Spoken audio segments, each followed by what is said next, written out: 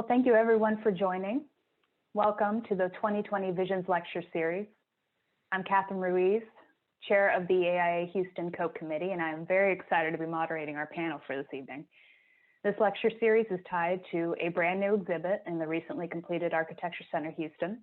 Hopefully some of you have already viewed the exhibit online. If you haven't, I'd highly recommend visiting the site to view the innovative project proposals submitted by your peers in their pursuit for a more resilient future. You can check it out on our website, houston2020visions.org, and you can now see it in person by appointment only by contacting the AIA Houston office directly. Tonight, we are discussing the Prairie de Bay Ecology. When we look at Houston as it is today, many of us forget that the city is located in what was once a coastal prairie ecosystem, whose watershed was tied directly to Galveston Bay. For thousands of years, this ecosystem has acted as a sponge for regional rainfall and, in some wetland areas closer to the coast, a barrier against surge flooding. This Prairie de Bay connection is the spine of our region's ecosystem. It provides carbon sequestration, flood prevention, an increase in water quality, and a habitat for wildlife. Today, however, this ecosystem is at risk. The coastal prairie region has diminished to 1% of its previous scale, and our concrete metropolitan, located in an area frequently offset by high rainfall and tropical storms, is only growing larger.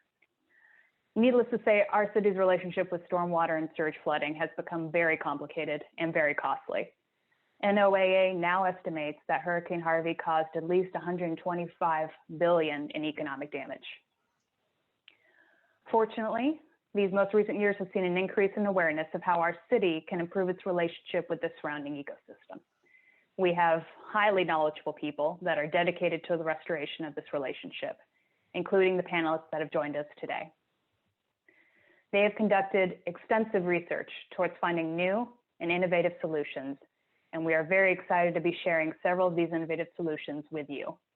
These projects were reviewed and selected through an extensive jury system for the 2020 Visions exhibit, and they were prized for their thorough analysis and potential to provide a long-term resilient transformation of our city. As a member of the Houston community, I'd like to take a moment to thank those at AIA Houston for providing a very valuable exhibit for the public.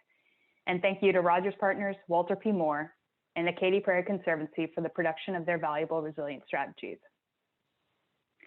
I'll now turn it over to our panelists to describe their visions in more detail. Marianne Piacentini from the Katy Prairie Conservancy will present on the latest works that the Conservancy has taken towards preserving the remainder of our coastal prairies. And she will be followed by Rob Rogers of Rogers Partners Architects and Charles Penland of Walter P. Moore, who will present on the Galveston Bay Park project. Thank you everyone for joining us. And Marianne, I'll now turn it over to you. Thank you, Catherine. I appreciate the introduction. And the Katy Prairie Conservancy was actually thrilled to be part of the AIA 2020 Visions.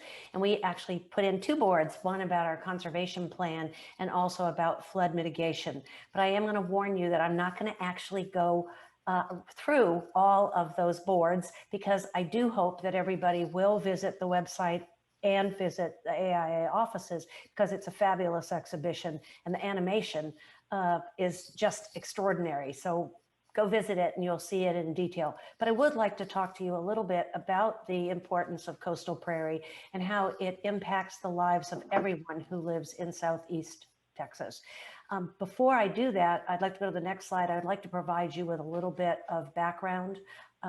And the coastal prairie actually encompassed about 9 million acres on the coasts of Texas and Louisiana, about 6.5 million in Texas and about 2.5 million acres in Louisiana.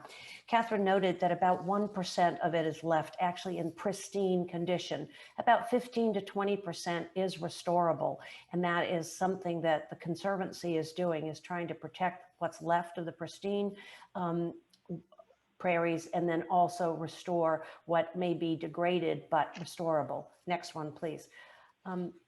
The original Katy Prairie actually went all the way from what is now Loop 610 west to the Brazos River up to about a mile above 290, and then about a mile below I-10.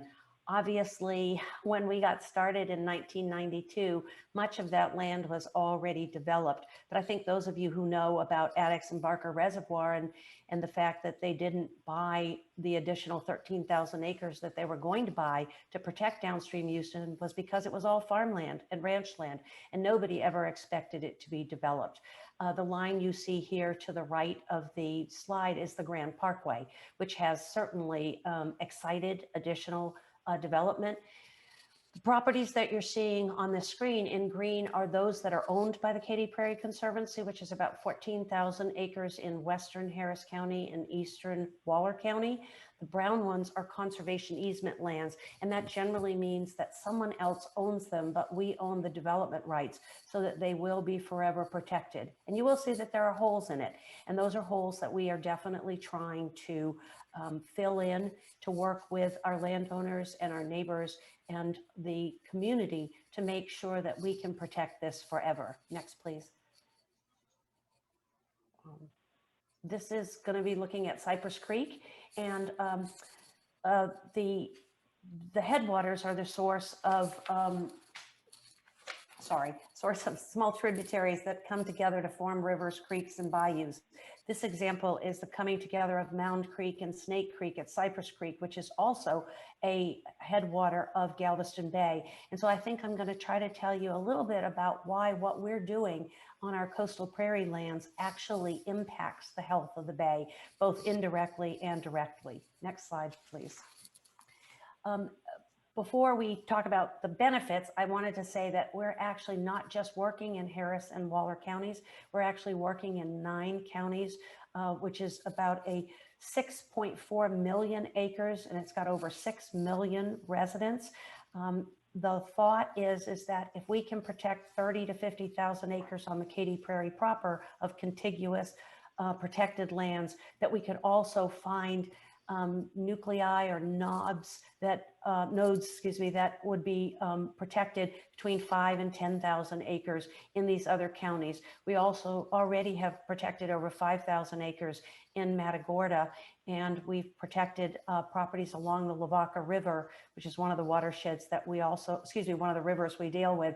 But we're working on probably another 10,000 acres this year in 2021 that will add to the lands in Southeast Texas. So if we go to the next slide, this shows you a bay water, and they receive inflows from all over the creeks, bayous, and rivers within much of their own, within their own watershed.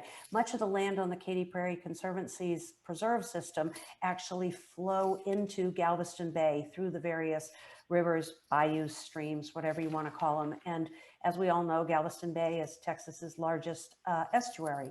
And I think it's one of the most productive estuaries now in the United States. Next slide, please. Natural landscapes offer a multitude of benefits, and I'm going to go through the detail of it. So we just go to the next slide. I'd like to show you pretty pictures. Water quality. Wetlands are called nature's kidneys, and that's because they reduce sediment and pollutant offloads from nearby lands. And the water that goes in them actually and flows out of them is cleaner than what goes in them. So wetlands are really an important aspect of our landscape. Of the 14,000 acres we own, we've actually created, enhanced, or restored about 5,000 acres of wetlands. And of the other lands, about 4,500 that we don't own, our neighbors have actually produced wetlands as well. And so that's an important part of trying to work with our other land trusts in the region to try to say, if we can get more wetlands, if we can retain more wetlands, and we've lost about, I think it's 2/3 of the wetlands that were originally here. And Catherine did note that we were all coastal prairie when we started, and we've actually converted it to a lot of other uses. But these wetlands are critical. They're also critical for other things as well. And these wetlands help improve our ecosystems, our fisheries, our marine and wildlife habitats, beaches and coastal wetlands around the Gulf. And they also help mitigate damage to fish, wildlife, and natural resources of the Gulf Coast region. Next slide. We all talk about air quality and carbon sequestration. I didn't know this until actually a few years ago, even though we do a lot of restoration work for our prairies. I didn't realize that carbon actually holds more, excuse me, soil holds more carbon than any other type of system. And we are losing billions of the ability to hold this because we are converting it into agriculture or development.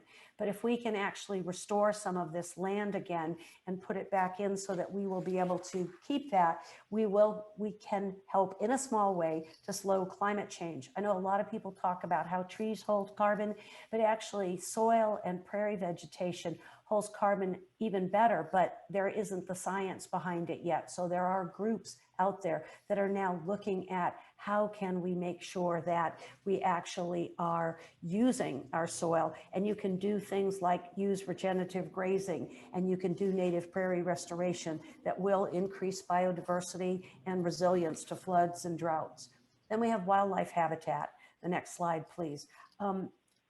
We're on the Central Flyway, which means that we're the highway for migratory birds, so that when they come down here for their winter home, they're leaving the cold north. If it gets really cold, they come down here, and some stay here, others kind of just fly over and actually go south. So we have a system where we have migratory wildlife from probably around November to June. So you have the neotropical migrants, you also have the sort of waterfowl that come in.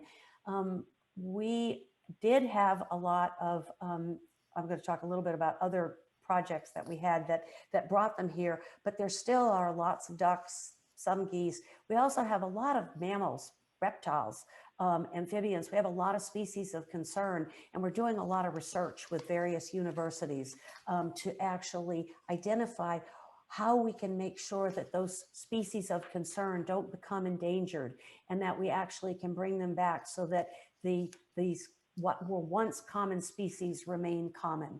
Next slide, please. When the Katy Prairie was at the height of farm production, it had over 75,000 acres in rice. Today, on our preserve system, there are fewer than 1,000 acres in rice. And a lot of people may remember that the skies used to turn dark when the snow geese came in. And that's not a common occurrence anymore, because they came down here for the food that the rice production left after they were harvested. We also have a working cattle ranch, 6,000 acre cattle ranch that we're doing what's called adaptive multi-paddock grazing. And that is, again, to increase the diversity of our systems. And then if we go to the next one, and I'm going to try to go fast, the benefits we have are recreation, health, and quality of life. I think many people have recognized, especially during the pandemic, how important it is to be able to get outdoors, and how access to parks and trails is really important. It reduces stress, it increases our health, it allows us to have physical activity that perhaps makes us stronger, healthier, and maybe even thinner, and that many people actually decide to move to a place because of the recreational opportunities and the benefits that they can have. It reduces blood pressure, even can extend your life. Next slide. Catherine mentioned flood mitigation, and we've done a lot of work with PB Beatty and Associates, Phil Beatty and Associates, along with Larry Dunbar, to really identify what the benefits are that the prairie can provide. We can't eliminate flooding. That we don't have enough to do that, but we can help reduce it. And so these are scenes from Hurricane Harvey, from one of our staff members' brother's home, and how he actually got out of his home to protect his family. Next slide, please. We also worked with Rogers Partners to do a beautiful brochure to actually show that the prairie absorbs, slows down and stores water. And you can see in this image that we can do all of that with our prairie grasses, with our detention ponds, with the underground root system that in some cases can go 11 feet below ground. Next slide. And in addition to actually storing water, the wetlands can actually provide lots of support for recreational and educational opportunities. Kids love to come out and do dip netting and to see the microorganisms and the wildlife that's actually near or in these ponds. And it also holds water when they're dry. They can hold up to 2 to 4 feet of water above ground and about 2 feet below ground. So that makes an important thing for reducing flooding downstream. During the tax day flood, we held water up to 5 feet on many of our properties for 5 days, which meant that it wasn't going into your yards, into your front rooms, into your kitchens. And during Harvey, we didn't hold it as long because it was a much more intense rain. It was a less intense rain in one thought because it kept raining. Whereas with the tax day flood, it was so fast that it filled up everything and water couldn't go anywhere. So that's why we were able to hold it. Next slide, please. Economic benefits. We are one of the hotspots for birding, and birders love to spend money on equipment. They love to travel. They love to go to places to bird, and we're part of the TxDOT and Texas Parks and Wildlife's birding loop. They're Great Texas Birding Trail, and we're the Katy Prairie Loop. And here you see some people actually birding. And then also, obviously, the Bay has important recreational opportunities for boating, as well as obviously commercial fishing that takes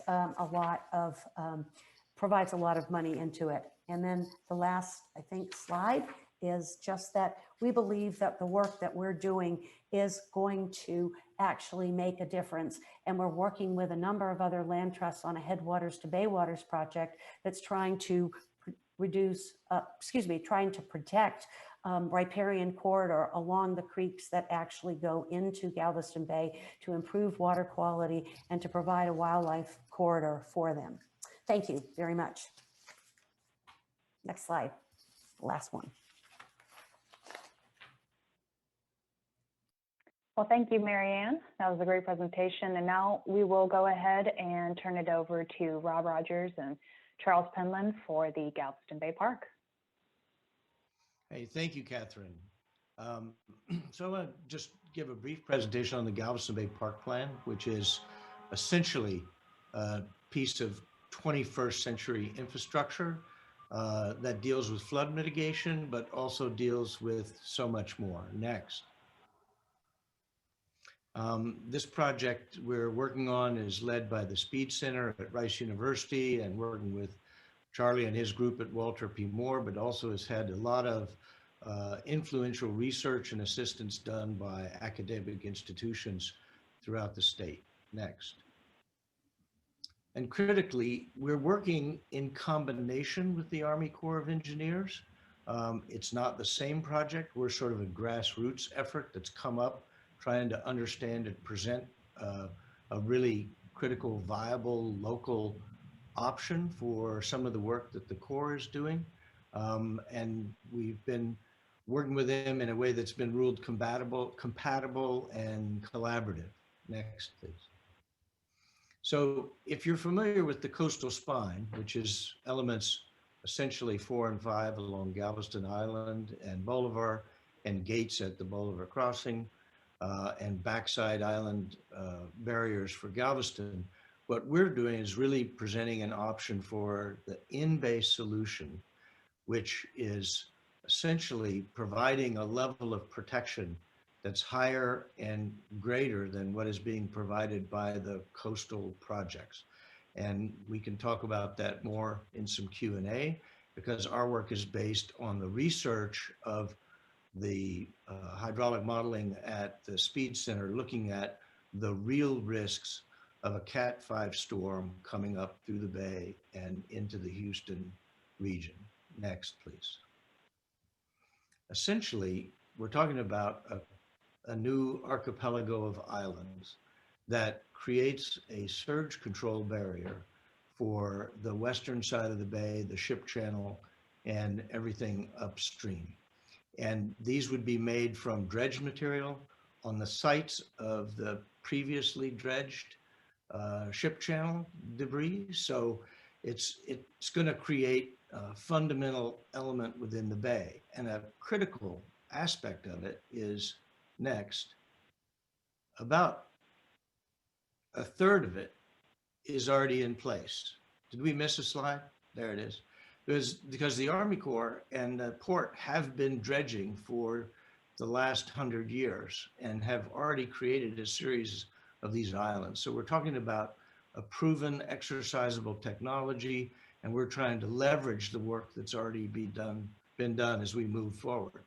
And it's critical that we understand next that the elements here are multi and various. So in addition to creating the surge protection, we're talking about dredging the ship channel to an additional width. Next, please. And that has to do with creating the environmental safety of the much increased operation of the Port of Houston. But it also is an economic opportunity to enable the Port of Houston to continue to grow. And during the past year of the pandemic, the Port of Houston has actually become the busiest port now in the United States. Next. The other key components are, we're talking about this collection of islands being publicly accessible. We're talking about a major parkscape.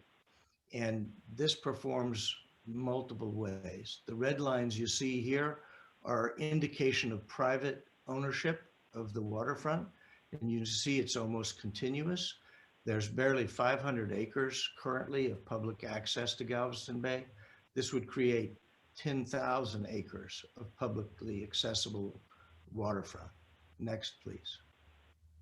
Moreover, the black line indicates most of the western side of the bay and the upper portions of the channel have all been hardened. So this is seawall, it's riprap, it's sheet pile. And you've essentially eliminated the ability to the bay operate as an estuary for all of these edge conditions. By creating our barrier with the soft edges, in addition to the levee adjacent to the ship channel, we'd be creating miles of new soft edge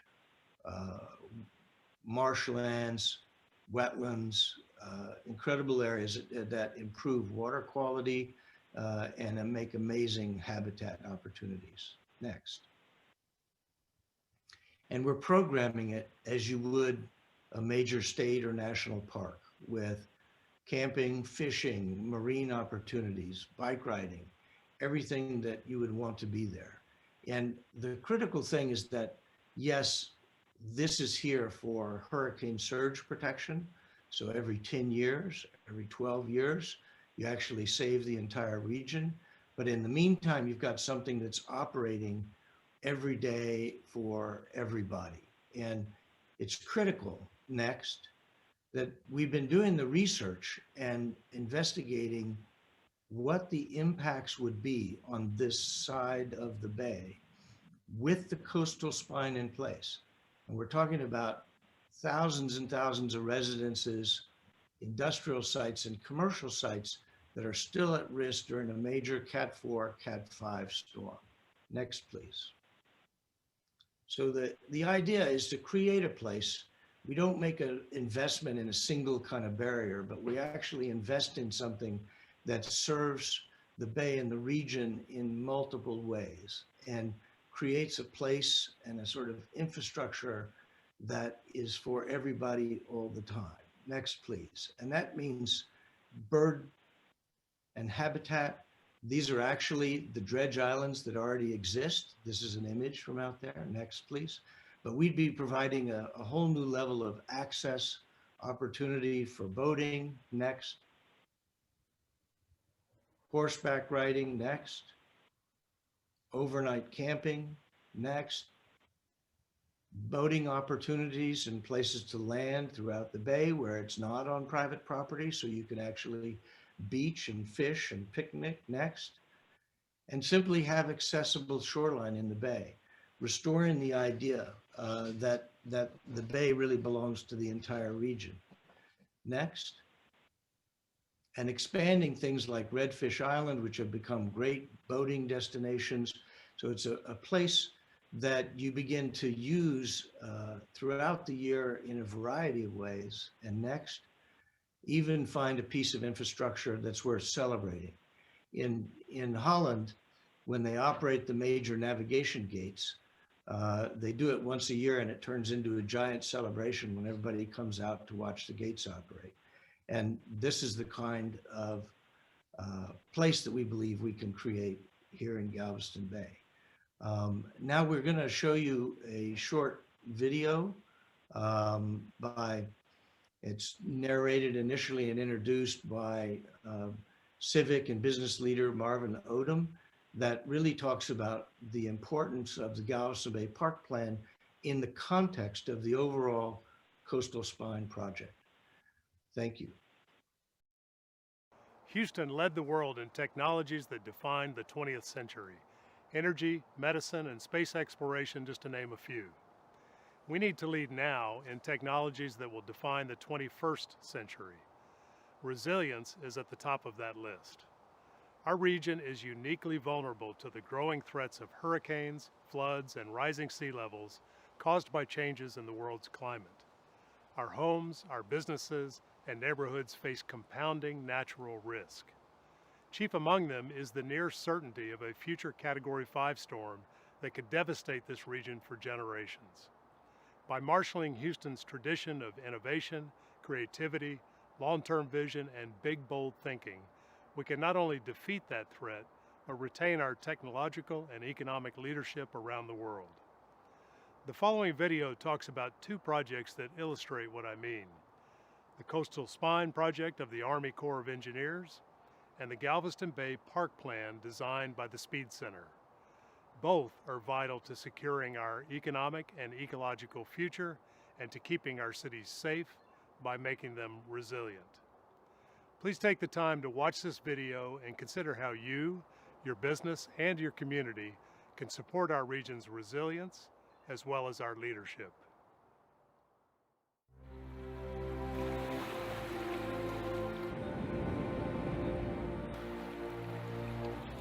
Galveston Bay is a gem.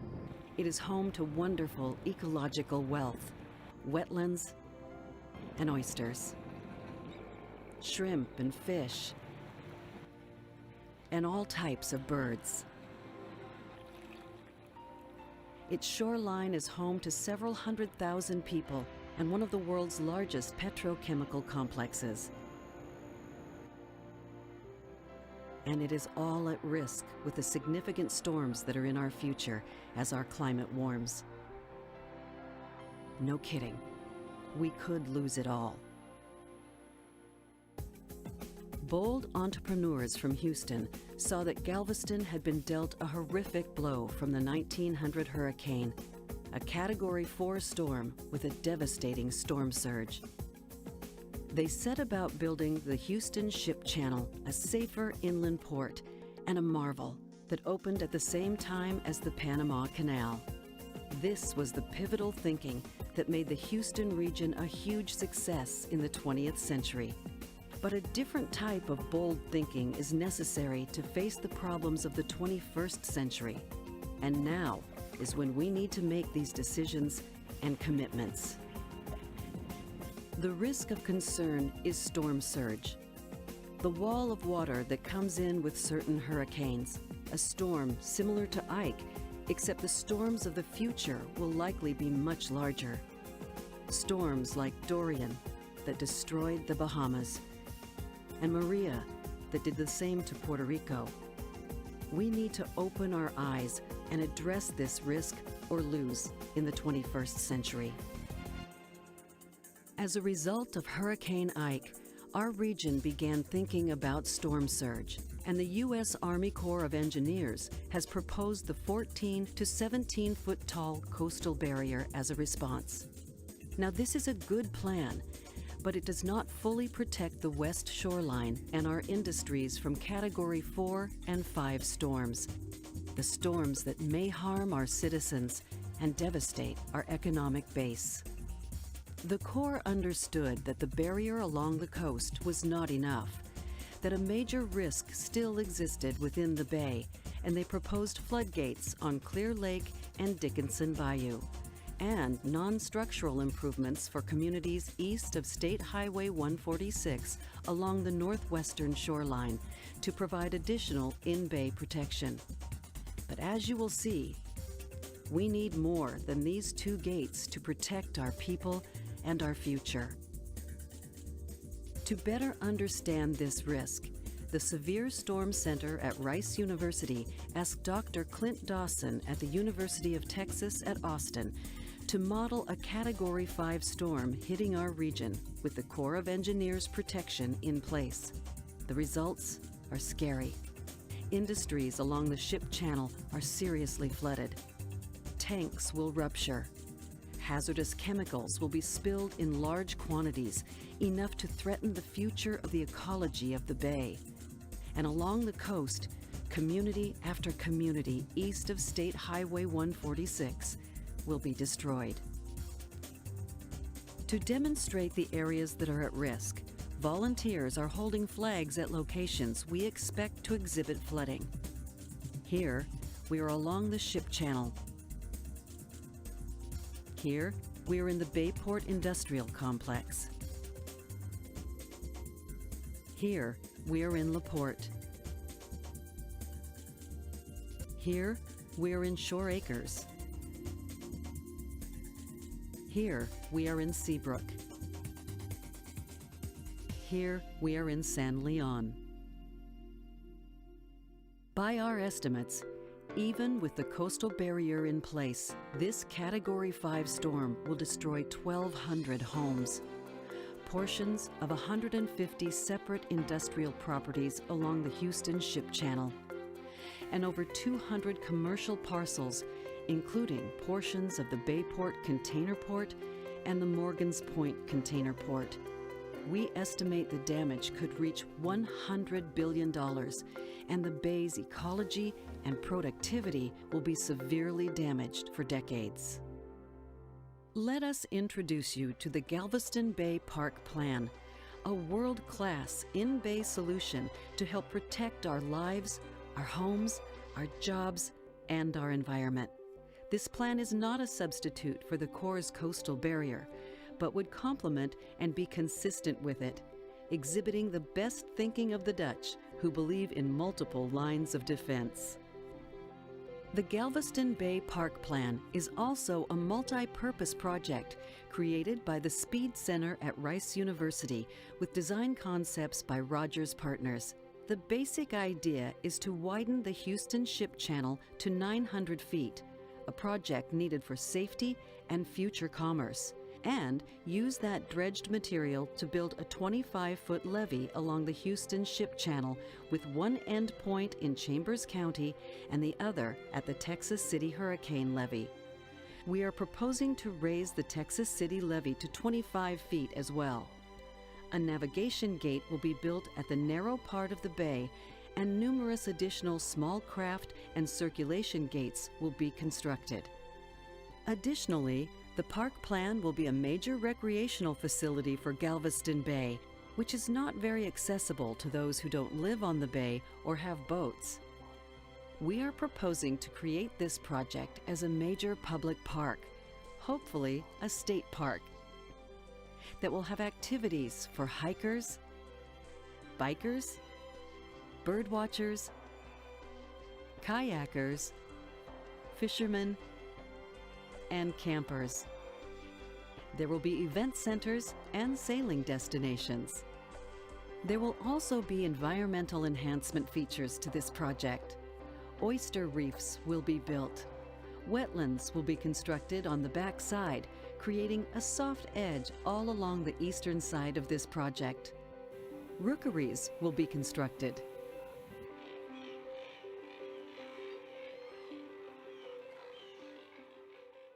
The Galveston Bay Park Plan is a vision for the future. It has just been honored in the 2020 Regional Vision Competition for the Houston region, sponsored by the American Institute of Architects. If constructed, it could become the most important resilience project in the United States and probably the world. Through resilience bonds and other creative funding concepts, the Galveston Bay Park Plan could be constructed with local and/or private funds and could fit into the overall planned unfolding of the coastal barrier. The park plan will generate at least $100 billion of benefits, even with the coastal barrier, while protecting large portions of Morgan's Point, LaPorte, Shore Acres, Seabrook, Kemah, Bakeliff, and San Leon, as well as Pasadena and the city of Houston, and industries in Bayport and on the Houston Ship Channel. Detailed cost studies are ongoing. Jesse Jones stepped up in the early 1900s and set in place the infrastructure that propelled our region into a global economic leader. Today, we need bold thinking to protect us from the storms of the 21st century. Storms that we name and rightly fear. We know that this risk is real. We now have to do something about it. Be safe.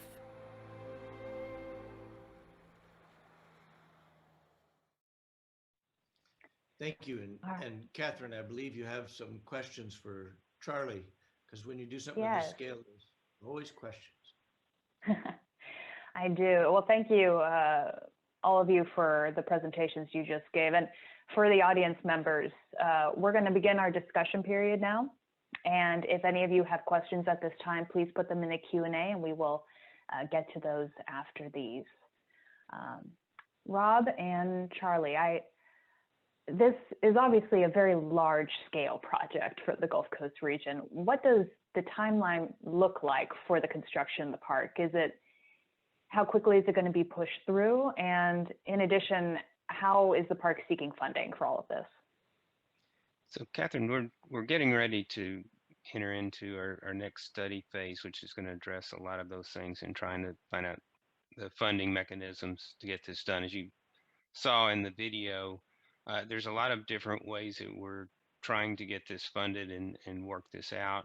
We would like it to be locally funded so it's locally controlled and we can move it forward faster. And the timing, we believe, once we get our permit, we can go pretty quickly because of the way that this is set up. Again, a lot of it we talked about is already in place, but the ability to come in and widen the channel wider, make that safer for us is all right there. So, we believe that once we can actually get our permit and get started, that, we're probably 6-9 years to be constructed, something in that nature. And of course, it is a project that will go on because this continues to serve. It continues to be a place to use for maintenance of the channel, and recreation and all that all along. So there'll be things that will continue. You mentioned the widening of the channel, and that was addressed in your presentation as well. Why is that such a vital aspect of this proposal? There's a current approval that we're waiting for congressional funding. We know how that works, right? But we're trying to get congressional funding right now for a widening to 700 feet. That's pure safety. The channel right now is a one-way channel.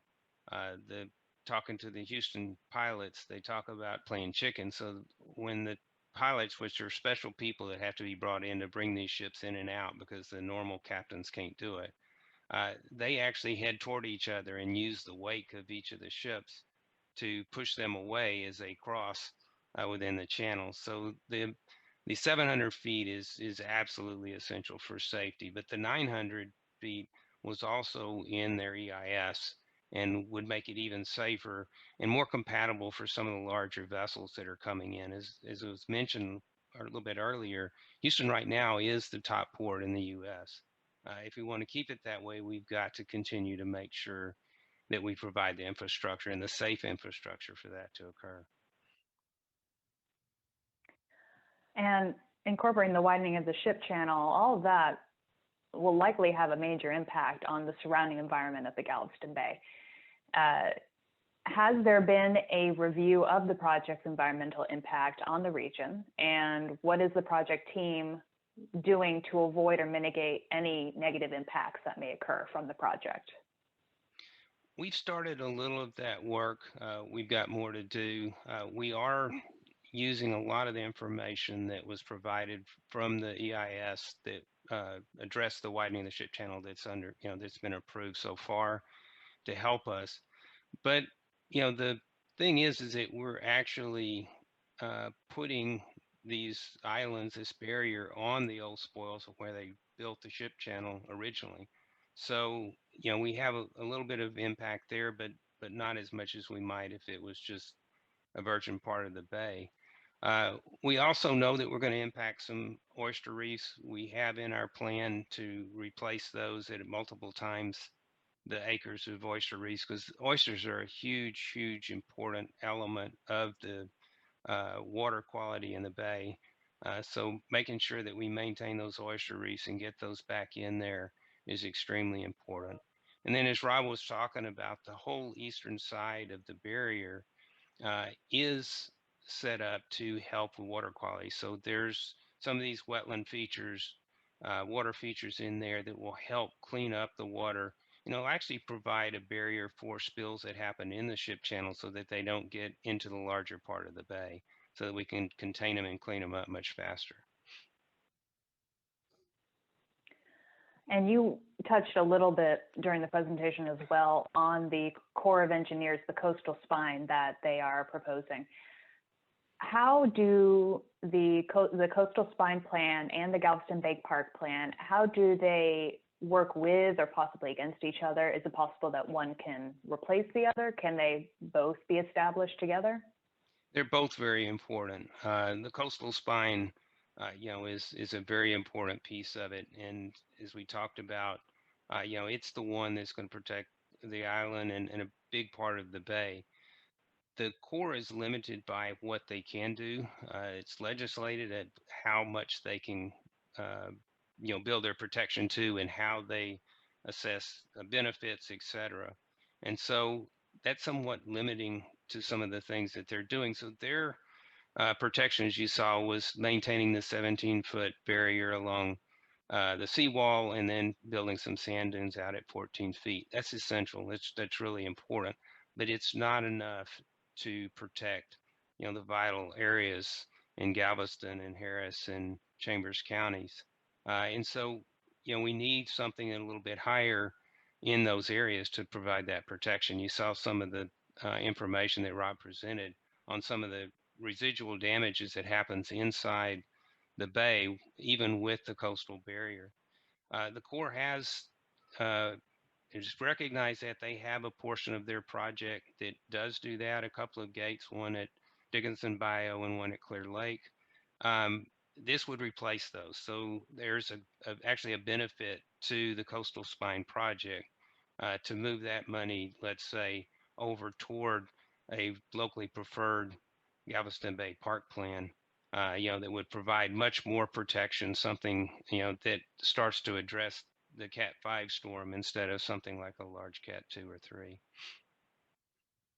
Catherine, if I would, on that, one way to try to understand it is that, as Charlie mentioned, the Corps has it's a legislated process. So they use a series of averages to create the risk. And one of the benefits of working with the Speed Center and the other academics that have been able to develop the specific models is to actually say, what is the real risk? Not an average, but what is it when you have a Cat 5 come straight up, like Ike almost did, what would be the danger? And so we're really trying to reflect that. So if you're going to build something for the next 100 years, we think it's not about the averages, it's about fundamental real risk. Kind of another way to look at it is that if we talk about critical facilities, the Corps says and FEMA says that you should protect critical facilities to the 500-year flood. That's a 0.2% chance occurrence. We are talking about doing something less than that with the coastal spine, and we have definitely critical facilities. I think we are very aware of what happens along the Houston Ship Channel and the economic aspects of that to our whole nation. And so it's critically important to the nation, you know, that we provide more protection for this, because this is something we can never ever afford to have fail. That's great. Well, and when we look at something like Harvey, since we're talking about that, when there is a huge amount of rainfall on the shore and the region's running out of stormwater capacity, will the park barrier be able to handle that load that's coming off from the coast? Is it going to potentially magnify any of the issues that we have with draining the watershed into Galveston Bay? Interesting question. And you know, with something that we've looked at very closely and made sure, if you notice, there's several gates along the barrier. Those gates are twofold. Number one, they're actually boating lanes, so there's some cuts through those spoils to allow craft to go through there that have, you know, deep keels. But you know, we have also looked at that to make sure that we have all the capacity we need to pass the water through the barrier with the system open. And certainly during a storm, you know, the fact that the barrier is where it is does allow for a buffer of rainfall to come down so that we can monitor that and get the gates open when they need to be. And of course, Marianne's part of it's very important at that point, because we need to keep as much up in the prairie as we can. So that will be another aspect of it. Well, and I appreciate you mentioning that, because Marianne, that was actually going to be my question for you. The coastal prairie has their own role in stormwater quality and management within the Gulf Coast region. What is the needed scale of the prairie region in order to significantly impact the prairie's ability to decrease the volume, but improve the quality of the stormwater that ends up in the bay? Well, we actually did work with the Speed Center too, with Phil Bedient and Larry Dunbar, and actually came up with what we call the Prairie Solution to reducing flooding. And what it looked at is it looked at the Upper Cypress Creek watershed, where our properties are located, and the overflow for Cypress Creek, which occurs when I think it's 5,000 to 8,000 cubic feet per second. And then we also looked at Upper Addicks, where the Addicks Reservoir and is located.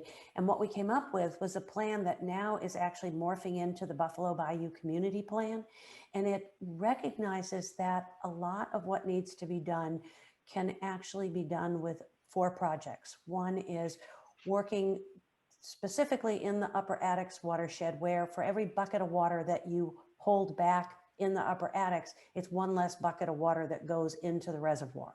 And so that's really good. And we recognize that in our plan, and it's not exactly the same as the Buffalo Bayou plan, but that about 100,000 acre feet of water could be held in that. And that's about half of what Addicks holds. So I think their total is, well, actually 409,000 together. So yes, about half of it. And then we also looked at what could Cypress Creek watershed do, and that is lower, because for every bucket that we hold back, it only benefits 40% downstream. So 60% of it is just wasted. So let's work on Upper Addicks. And then we looked at actually doing detention and retention along our creeks, which would be actually fabulous trail systems and recreational opportunities. We did look at excavating Addicks and Barker reservoirs so that they could hold more water, and finding ways to perhaps turn that into both a park system, but also to try to minimize the sort of ecological or environmental damage of that. And still more work needs to be done, but we know that we can really hold probably about 150,000 acre feet or more in the reservoirs if we can dig them out a bit. And then last but not least, and this is one that needs lots more study, the Corps had recommended for further study channelizing Buffalo Bayou. And the community is not interested in channelizing Buffalo Bayou, and I hope they're also not interested in putting a reservoir on the Katy Prairie lands. So we looked at perhaps using a tunnel, that would actually convey the water. So there's the storage aspect, and then there's the conveyance aspect. And that water would be dumped into the ship channel. So one of the things that we need to look at is the framers of the tunnel, the people who are studying it, indicated that most of the time you don't have a surge system at the same time that you have the kind of rainfall that you had at Harvey. So that they looked at it as if there were a sea level rise. They looked at it as if there might be surge. They're trying to look at everything that would actually make sure that both systems would work, saving and storing land upstream, but also understanding that that water has to go someplace downstream. And right now we're working with Houston Stronger to try to identify not just the neighborhoods upstream and downstream of Addicks and Barker Reservoir that are going to be helped, but those properties along Buffalo Bayou and those properties that are in White Oak and Hunting Bayou that haven't experienced a lot of natural or even engineered infrastructure. So how can we use this system to help them as well? Long answer, sorry. But it's a lot of studies going on. No, that was great. And it sounds like, which was going to be my next question, that there is a positive impact that the Katy Prairie can have in several of your projects on the capacity of the two reservoir systems. So that is a positive there. In regards to the Prairie itself, what are your strategies rather as a conservancy in preventing further development of these regions? And how do you navigate the private land ownership that we deal with in the state of Texas? Right. Well, as you know, about 95% of the land in Texas is privately owned. There aren't lots of public spaces, and there are, the state doesn't have that many parks. It needs more, but we don't stop development. That's not our job. We know people need to live places. We know people want to live places. And I think the west side of Houston, unfortunately, or fortunately, is very attractive for people. But what we try to do is to work with landowners who want to protect their land permanently. Either they are ready to sell it, but they want it to be sold and saved, or they're willing to put a conservation easement on their land, which means that the landowner will still own the land. They can still have a quiet enjoyment of it. They can ranch it, they can farm it, they can do whatever they want, but they have to protect the conservation values. And we hold what's called a conservation easement, which means they've stripped off the development rights and we hold those. Just think of air rights. It's like we hold the air rights. But in this particular case, it's development rights. We have gotten support from the federal government to do this through U.S. Fish and Wildlife. We've gotten funds from Harris County Flood Control District to help us, but a lot of it is private philanthropy, and a lot of it is landowners' willingness to actually donate the land or sell it to us at less than fair market value. We don't have the power of eminent domain. Everything we do is voluntary, and we work with landowners to make sure that it's a good deal for them and it's a good deal for us. And our hope is that we're going to increase the amount of protected lands on the Katy Prairie proper to at least 30,000 acres. And we're getting closer, working with a bunch of really supportive landowners, and then to have these nodes of 5,000 to 10,000 acres in other counties to provide the kind of benefits that I talked about earlier. So when it comes to the conservation of the prairie, what are are there other threats that you need to deal with when you're conserving the land? Yes. And in the growth of the coastal prairies? And how can, and this is coming from a question someone's raised up, how can Houstonians help with these efforts? Couple things. Yes, there are a lot of threats. It's not just that somebody's going to buy the land and develop it before we can or pay more, but you saw the large acreage that I showed you that's protected. A lot of people, when they look at an aerial map, say, oh, wow, that's undeveloped land, that's vacant. Let's put a transmission line through it. Let's put a road through it. So there's a lot of public infrastructure impacts that we have to fight because that land is protected not to put transmission lines on, but instead to actually allow the public to enjoy it.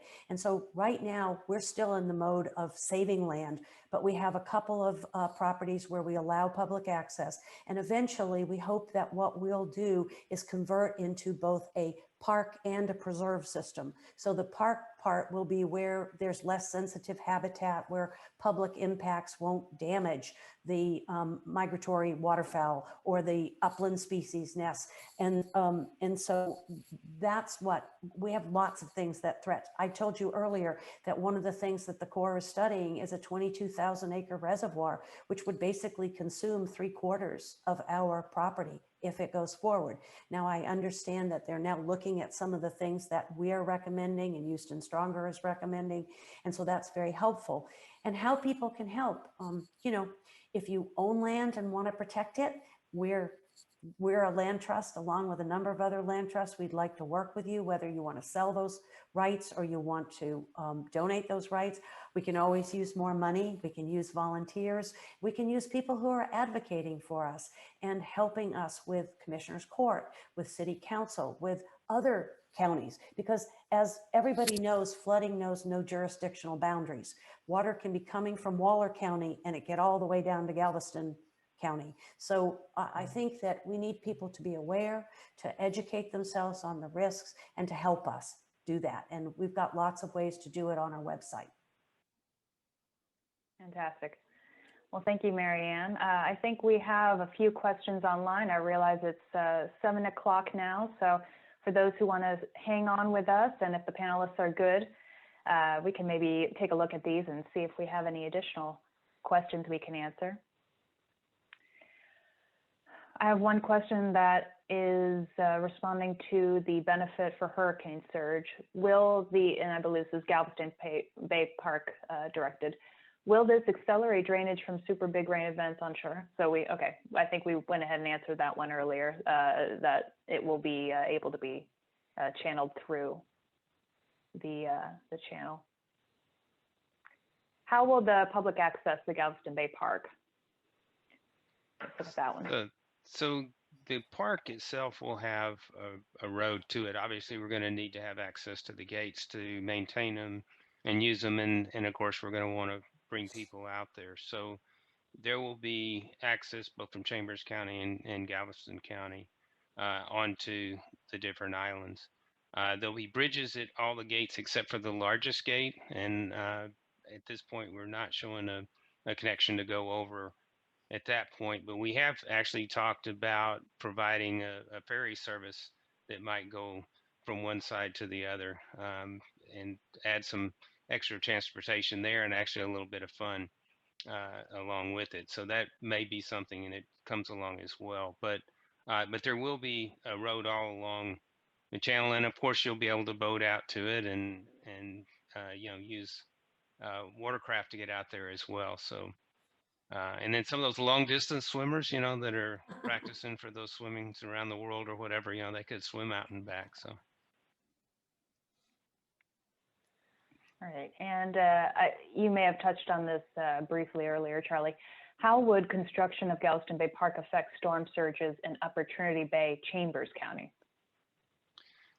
So the barrier, you know, the water that's coming, say down the Trinity River and on the eastern side of the bay will pass right through. So there really won't be the restriction. I think the coastal spine has been designing, you know, they've been designing their gates to make sure that they also are able to pass water, you know, through that area. So really no impact at all from the coastal spine as far as rainfall runoff from Chambers County and Trinity River. And one additional question for Galveston Bay, will there be impact studies on the projected salinity and circulation changes as a result of the park? Yes, and actually, they're pointing out. Go ahead. Go ahead. Go ahead. We've actually done some of those, and there's almost no change in the salinity because of this. We've been looking at that, and I think one of the elements of the gates themselves and the number of openings that we're going to have is trying to make sure that we create the right balance of the salinity so that we can maintain the right habitat and the right balance of salinity in the bay. So that is part of the ongoing studies. We've done a little bit of that. We'll be doing some more of that as we go through.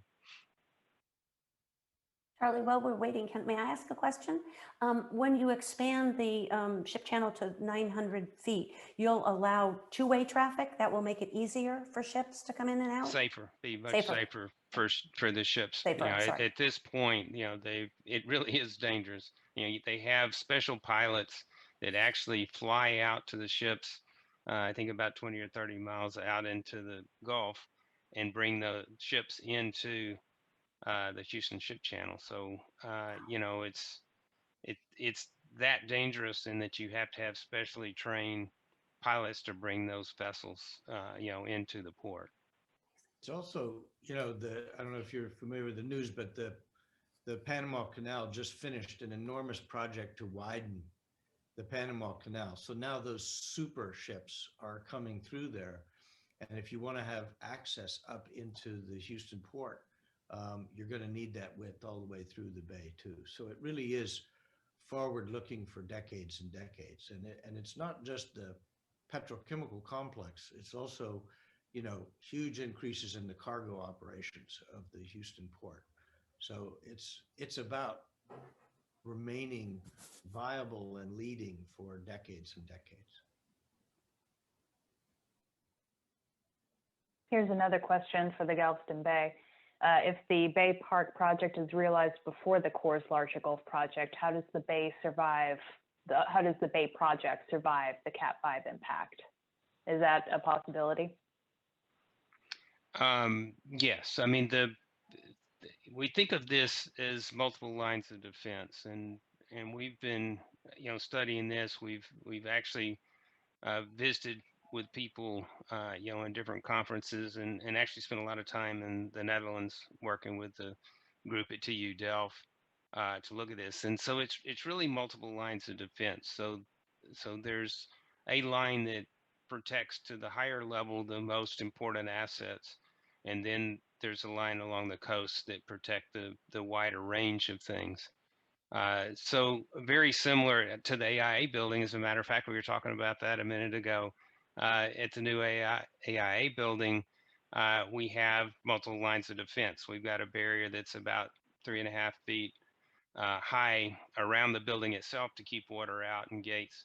But if water does come in, then we have another barrier around the critical part of the offices so that we can protect that, when that floods. So very similar solution that we're talking about here. It's just two lines of defense, but both of them can work independently. They work better together. It was noted that federal funding is not desirable. What are the downsides of that?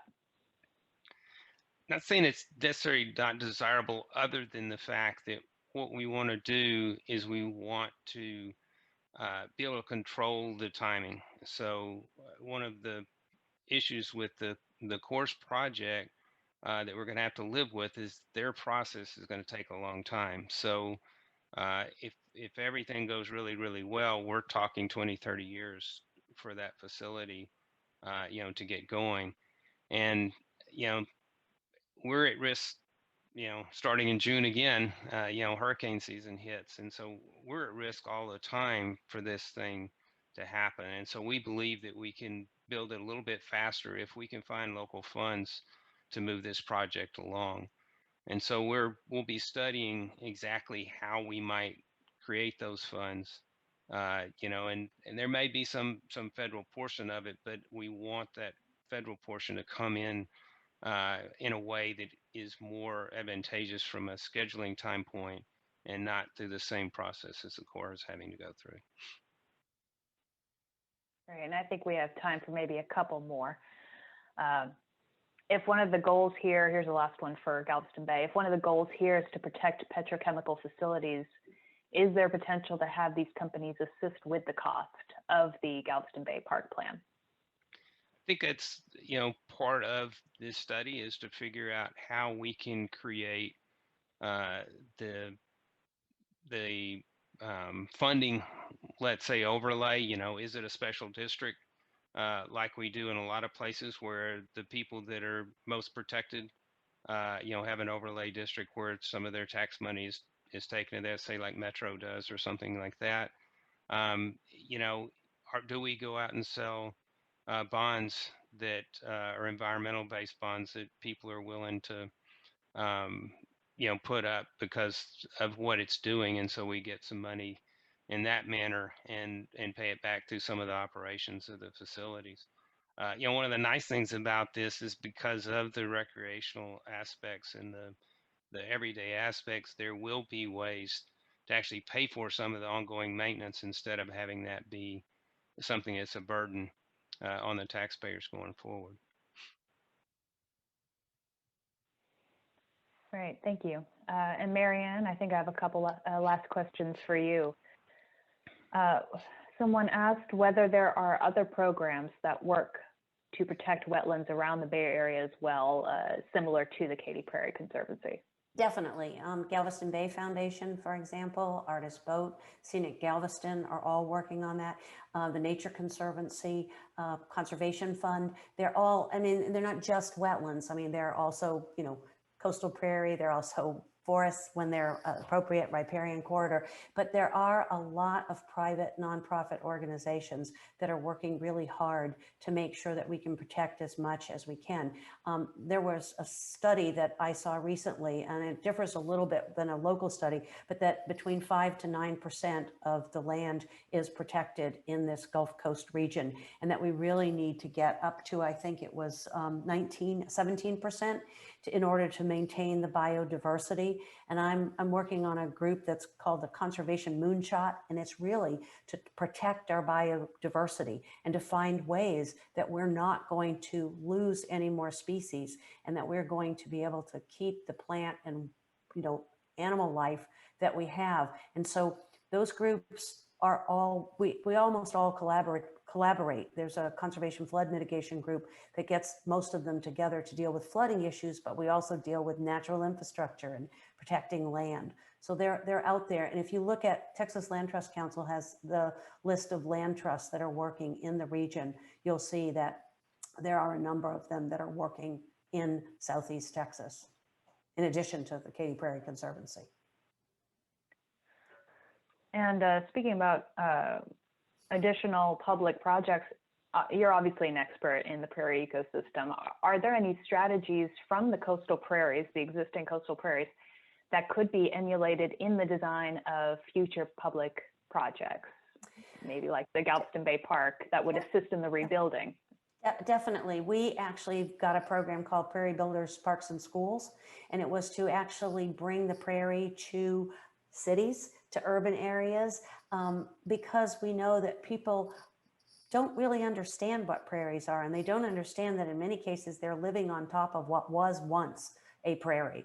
And so they look at it and they think, oh, it's a bunch of weeds, or it's scary. There might be snakes in it. There might be, something I don't want to see. And so one of the things we tried to do is to not just allow a school or a park to have an acre or two of a prairie, but instead to say, look at what it does, how it reduces flooding, how it brings pollinators, bees and monarch butterflies back, and it helps beautify the aesthetics of it.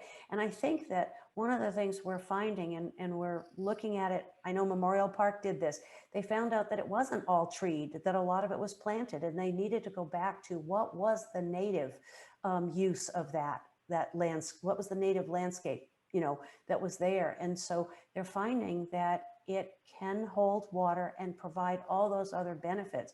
So we work with a group out of Cat Springs called the Wildlife Habitat Federation, and they've protected and conserved, they have restored over 50,000 acres of prairie from private landowners as well as public facilities. UH Coastal Center is a great example of a beautiful prairie that now is has state protection as part of the University of Houston, Clear Lake. And it's amazing when you can see what it does.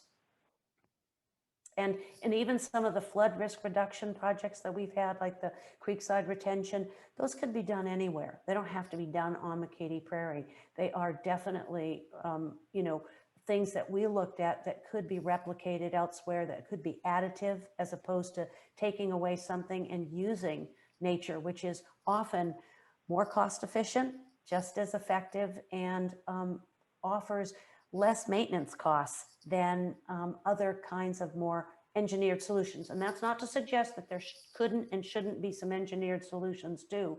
It's just that there needs to be a balance. Absolutely. Well, Marianne, Charlie, and Rob, thank you for joining us again on this call. I think this is an example of a discussion we need to be having in the Gulf Coast region all the time.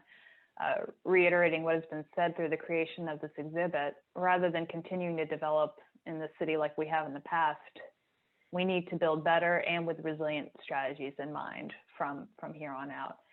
We should be looking at strategies like those that have been presented today in order to bring our city back to equilibrium with our surrounding ecosystem. So thank you again. Thank you to our panelists for talking with us today about their strategies. And I hope that we can continue to push forward with these kinds of efforts in the city of Houston. Thank you. Thank you. Appreciate it. Thank you very much. Bye-bye. Thank you, everyone, and talk soon.